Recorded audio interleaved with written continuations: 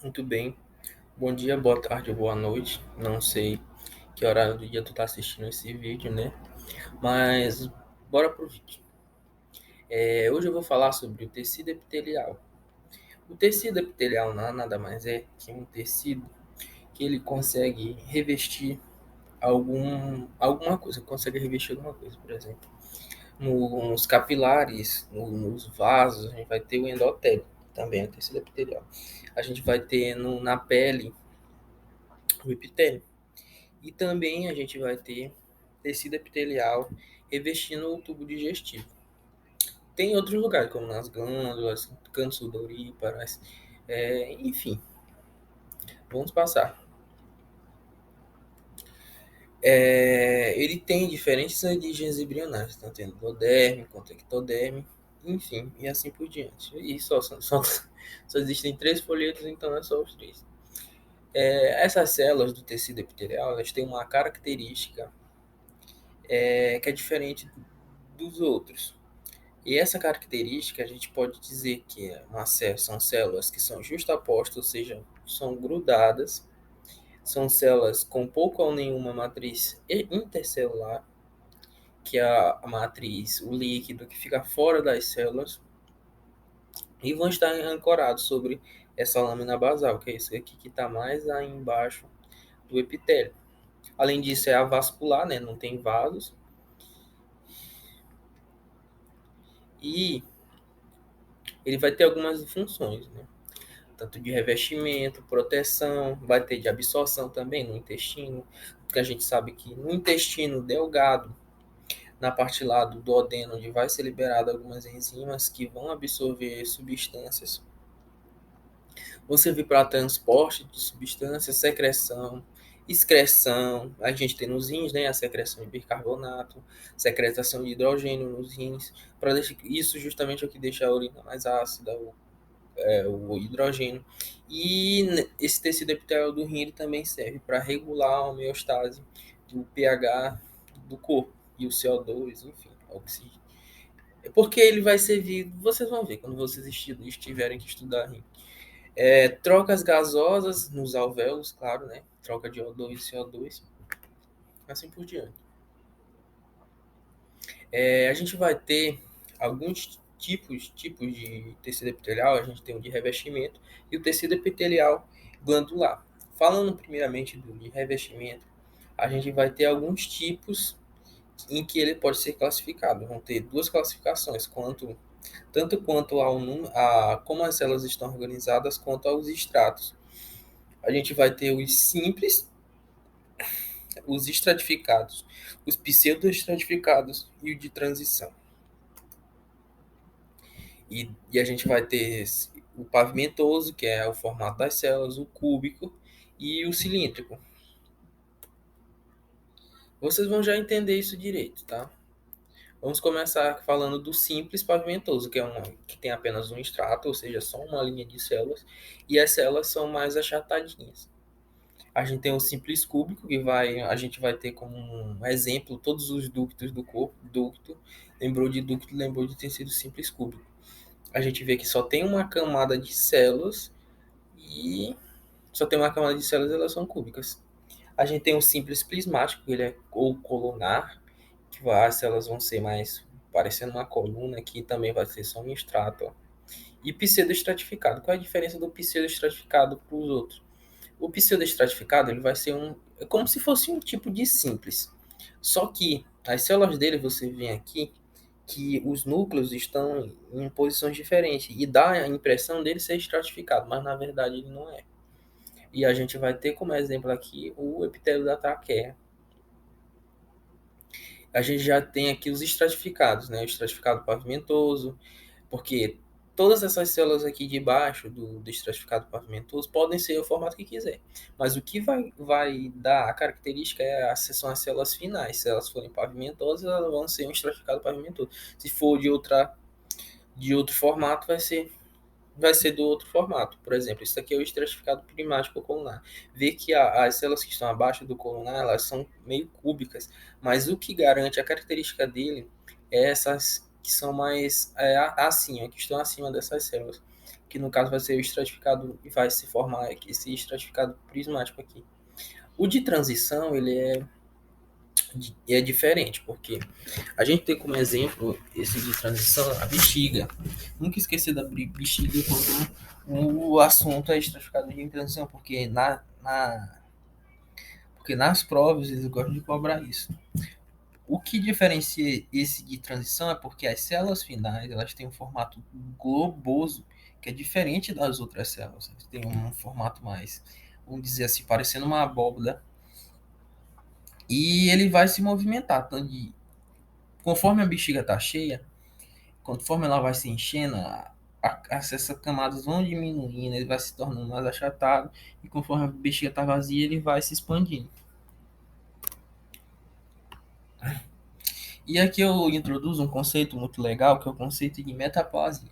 O que é metaplasia? A gente tem a transformação de um tipo de tecido epitelial em outro. Por exemplo, na traqueia a gente tem o tecido pseudoestratificado ciliado, que é um tecido que é pseudoestratificado e tem cílios. Esses cílios servem como uma proteção a alguns agentes que entram na traqueia. E quando eles estão sobre efeito de um efeito nocivo, como por exemplo cigarro, essas células são danificadas e elas acabam se transformando em um outro tipo de epitélio, porque antes era pseudoestratificado, se transformou em tecido estratificado pavimentoso, para garantir uma proteção dessa mucosa, que é a mucosa da traqueia. Isso acontece por proteção, mas isso pode causar alguns efeitos danosos, porque essas células podem se multiplicar de maneira errada e introduzir um outro conceito que é o de neoplasia, que já vem o câncer, mas eu não vou falar sobre isso. E a gente tem agora os tecidos glandulares. A gente vai ter as células endócrinas. Endócrinas, você lembra que tudo que vai para o sangue. Se tem uma glândula que joga algum hormônio para o sangue, é endócrino. Por exemplo, o pâncreas. Ele é endócrino, mas só que o pâncreas tem algo diferente, porque o pâncreas ela é mista, então vai ser tanto endócrino quanto exócrino. Daqui pro final dos slides vocês vão entender. Outra glândula endócrina, a gente tem a hipófise, é uma glândula endócrina. E as exócrinas, que jogam tudo para fora. Para fora, né? Quando joga para fora, você talvez imagine que que seja tudo fora do corpo, mas não é. Não é assim que a gente classifica em exócrino. Claro que as que jogam para fora do corpo também vão ser exócrinas, mas não vão ser só elas. Porque as glândulas sudoríparas elas são exócrinas, jogam para fora do corpo, glândulas de gordura vão jogar essa gordura para fora do corpo, e a glândula mamária também joga. Só que a gente tem dentro do nosso corpo glândulas exócrinas. Por exemplo, o pâncreas. Eu disse ele é endócrino e exócrino. Ele é exócrino porque ele também tem uma secreção que ele joga dentro do tubo digestório. Então, como o tubo digestório é um tubo, a gente fala como se ela fosse fora do corpo, porque é uma coisa, vamos imaginar que é um tubo que fica dentro do corpo, que tudo que está dentro desse tubo é como se fosse considerado como se estivesse fora.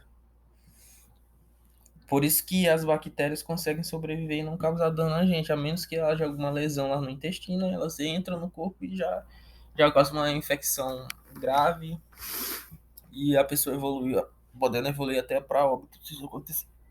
Desculpa.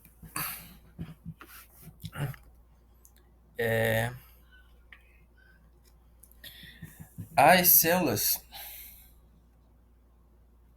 essas glândulas, né, podem ser tanto unicelulares quanto pluricelulares. Um unicelular e uma célula pluricelular é de muitas células.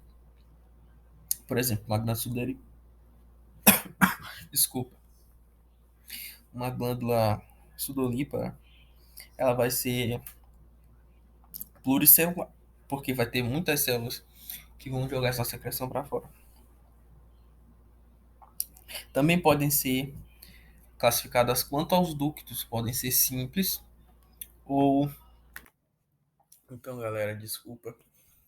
é que me veio do nada uma tosse, porque minha garganta tá como se tivesse um cisco, uma sujeira dentro, na minha garganta aí, toda hora eu tô tossindo. Então, como eu já havia falando, os ductos podem, quer dizer, quanta quantidade de ductos podem ser simples ou compostos. Simples é que a gente tem um simples ducto, apenas um ducto, né? E os compostos vão ser ductos mais complexos. E esse tecido epitelial glandular pode ser tubuloso,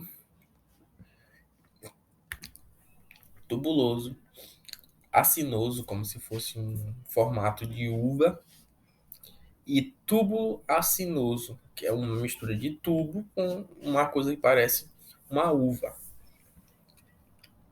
E e elas também podem ser classificadas de acordo com a sua secreção em mucosas, glândulas mucosas, glândulas serosas.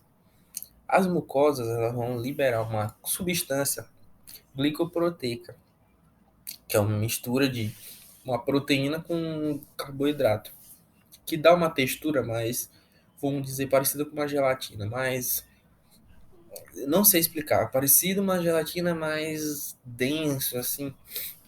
Já as serosas, elas vão ter uma substância mais rica em proteínas, mais, vamos dizer assim, mais solúvel, mais parecido com água, né? Se dá para entender. E a gente tem como classificar as glândulas de acordo com como elas secretam. Em holócrinas, e holócrinas são as glândulas.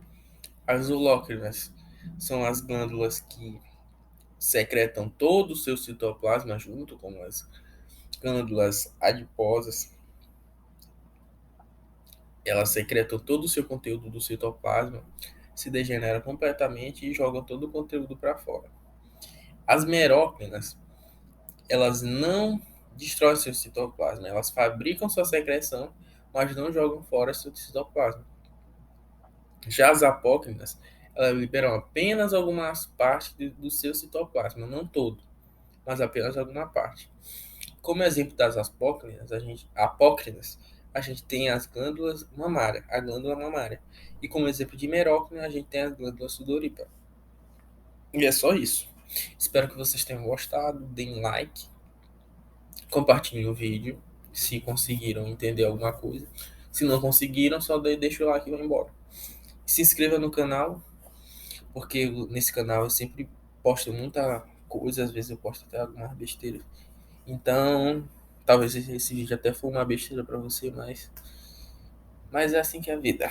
Então, curte e é isso.